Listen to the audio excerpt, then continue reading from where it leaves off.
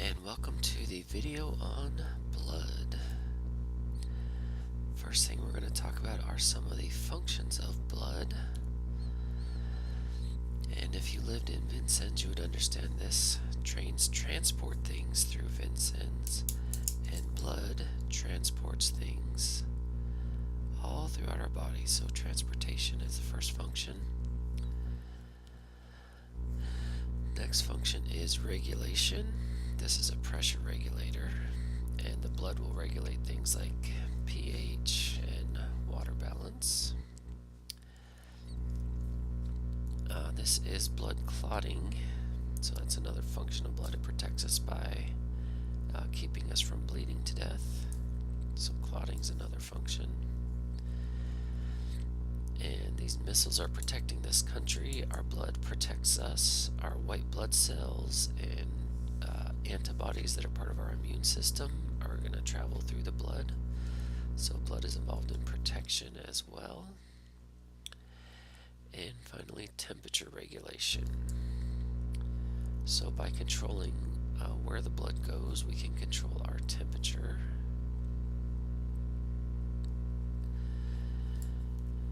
And if you look at this picture, you'll see this guy here has no blood going to his face because he's cold. And if you're cold, you retain your blood in your brain and in your heart because they're more important. This guy's face is all red because he's been outside exercising, playing lacrosse, and he's really hot. So by controlling where the blood goes, we can control our temperature. Alright, next we're going to talk about the composition of blood. If we take blood and put it in a test tube, it will separate out into the plasma and then the formed elements, the heavy part. The cells are heavier, so they're going to go to the bottom of the test tube. And let's first look at the plasma. It is mostly water, 92% water, and then 7% plasma proteins.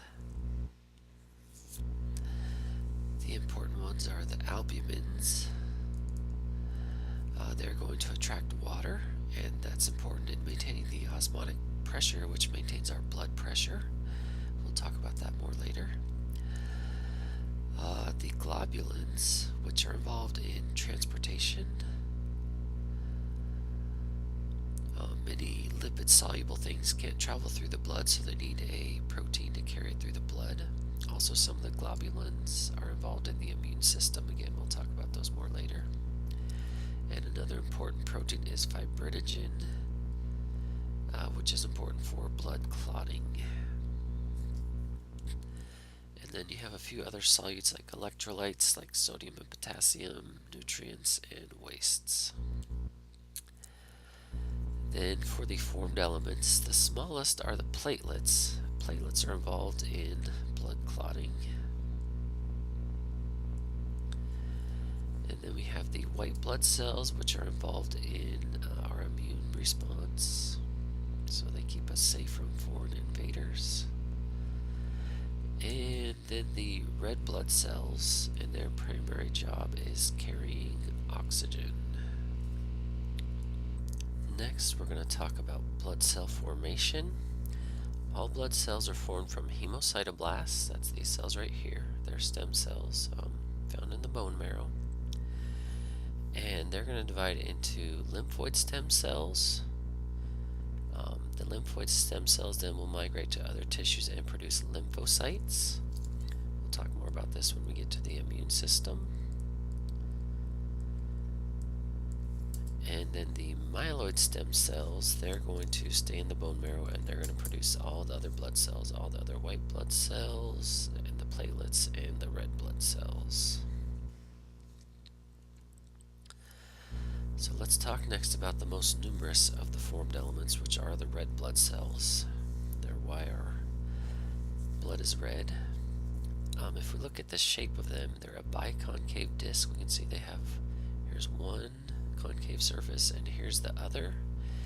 And they have this unique shape because as they're formed, they eject the nucleus.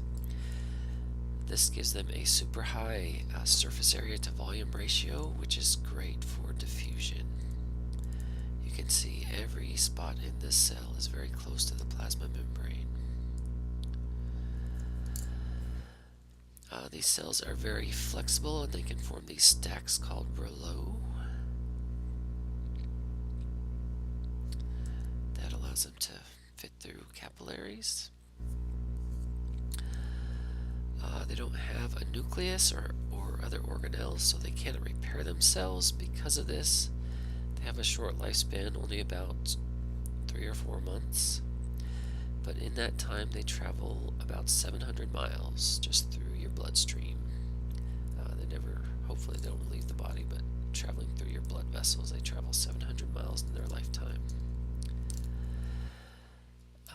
Red blood cells are mainly bags of hemoglobin. They're 95% hemoglobin. This is the protein that binds oxygen. And hemoglobin is made up of 4 polypeptide chains, each with a heme group. Here's the heme group in the middle. That is where the iron binds, that's where the oxygen binds to the iron. And each red blood cell, it's estimated, has about 250 million hemoglobin molecules. That means it can carry over 1 billion oxygen molecules. And your body makes about 3 million new red blood cells every second, which is quite amazing. So let's talk about the red blood cell formation. Again, you start as a hemocytoblast, but then erythropoiesis is red blood cell formation, and it's stimulated by the hormone erythropoietin, or EPO, which unfortunately athletes try to use this to cheat, especially endurance athletes. But in the red bone marrow, proerythroblasts are going to form erythroblasts.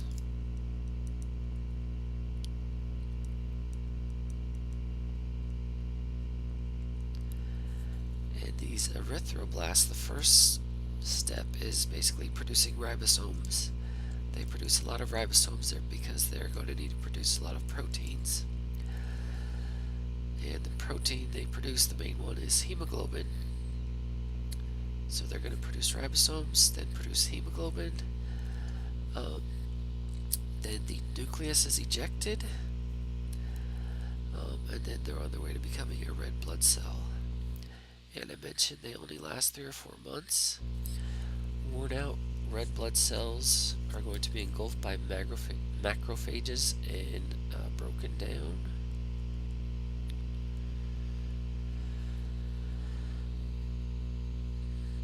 The globin proteins are going to be broken down into amino acids. You can see right here. So it's going to become amino acids, because all proteins are made of amino acids. And then the iron from the heme,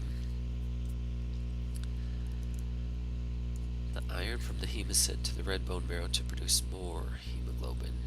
If you look at this, here's the iron going to the red bone marrow to produce more hemoglobin. The heme here, you can see, is going to be converted into bilirubin in the liver, and it's converted in the blood, and it's going to be sent to the liver, where it's excreted as a part of bile. Then the bilirubin is converted to urobilin and stercobilins and excreted in the urine or the feces. So next, let's talk about blood type. It's determined by the presence or absence of specific surface antigens. So you can see the type of blood you are depends on the antigens. If you have A antigens, you're type A. If you have B antigens, you're type B. If you don't have any antigens, you're type O. And then type AB has A and B antigens. And each blood type will have the antibodies for the opposite antigen. So type AB is special. That's known as the universal donor. And they can receive blood from any other type because they have no antibodies. So normally, if you were to give someone the wrong blood, This looks like type B. So if you gave this to someone with type A blood, their antibodies would bind to it and destroy those cells, and then it would release iron into the bloodstream, and that's bad. So type AB can receive from any other blood type because it has no antibodies. And then type O can donate to any type. They're known as the universal donor because they have no antigens.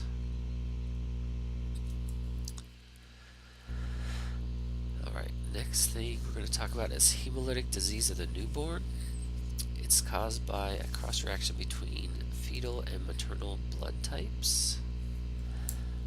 So you can see during the first pregnancy, if the mother is Rh negative and the fetus is Rh positive, during birth there's usually some bleeding, and some of that Rh positive blood will get into the mother, and then she'll produce antibodies for it. So if she were to get pregnant again with a second Rh positive baby, now she's got these antibodies to Rh, and they'll attack that, and that causes serious problems. And the baby, when it's born, will have to have a complete blood transfusion usually. But now it can be prevented by giving the mother Rh antibodies, and that's a shot called Brogam. So not a problem anymore. Next, let's talk about white blood cells. This is blood under a microscope, and you can only see the white blood cells if you put some dye in them. So under the microscope they're going to look purple or blue or something. So white blood cells, they're part of the body's defense system. They use the blood to travel between organs or to the site of injury or infection. And the way they get out of the blood is called diapedesis. This shows the process on a molecular level. There's some proteins on the white blood cell that binds to a receptor. So this is the capillary wall right here. So it sticks, binds tightly, and then it kind of squeezes in between these cells. That's diapedesis. And then migration or chemotaxis. So here is diapedesis again happening. It's squeezing through these blood vessels. And then this is showing chemotaxis. Here's a white blood cell, and it's being attracted to these chemicals here. So when there's an injury, chemicals are released that guide the white blood cells to that spot, and again that's chemotaxis. So let's look at the types of white blood cells. Neutrophils are macrophages. So one of their main jobs is phagocytosis. So they look for anything foreign and try to swallow it.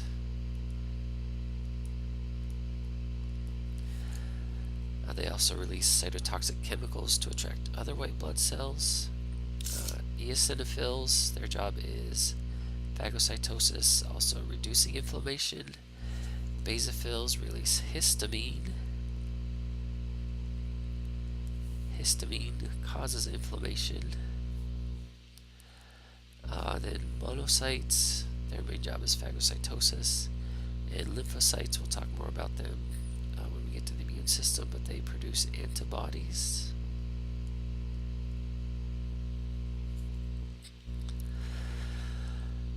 Alright, then next let's talk about hemostasis, which is the stoppage of bleeding.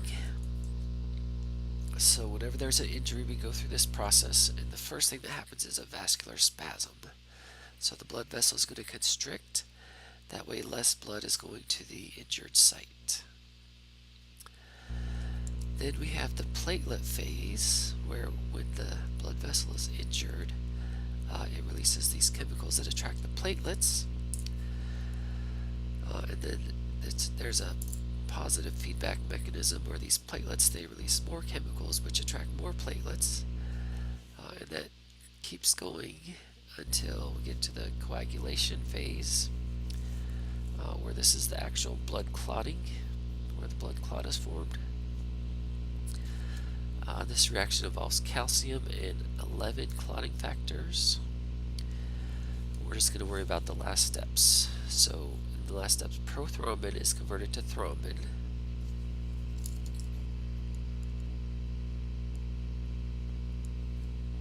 And then thrombin is going to convert fibrinogen, which is a soluble, meaning it can flow freely in water in the blood. It converts fibrinogen into fibrin, and fibrin is insoluble. So it will not travel through the blood, so it will make these platelets stick together and form the blood clot.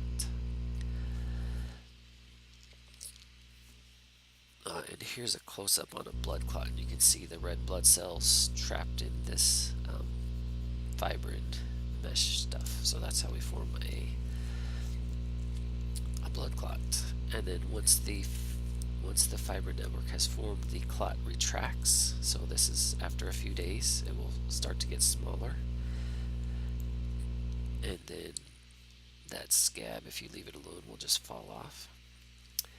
And after the break is repaired, the blood clot is going to dissolve. This is known as fibrinolysis. And then we'll be able to reuse those proteins.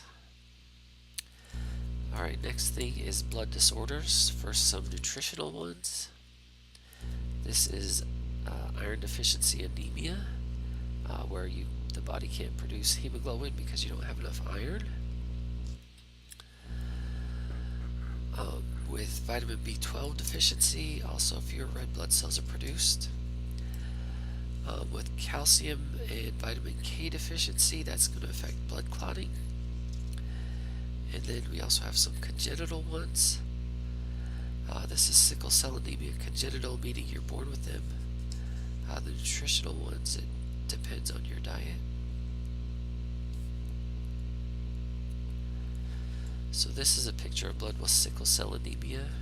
You have this abnormal hemoglobin that causes the cells to have this sickle shape, or sometimes it's more of a football shape or this prickly shape, and that causes the blood to not flow correctly, not carry oxygen correctly, so it can lead to problems with oxygen transport throughout the body. This is hemophilia, where the blood doesn't clot. You're missing some of the clotting factors. This is thalassemia, where we have abnormal hemoglobin, which leads to destruction of the red blood cells. Septicemia is an infection of the blood. That's bad because an infection in your blood will spread everywhere. This is a mosquito delivering malaria. It causes parasites to grow in the blood that will kill the red blood cells. And then leukemia is cancer of the white blood cells. So you can see there's a lot of white blood cells here, and that can cause blood clotting. We don't have enough red blood cells to carry oxygen, and those are the disorders. So email me if you have any questions from this video.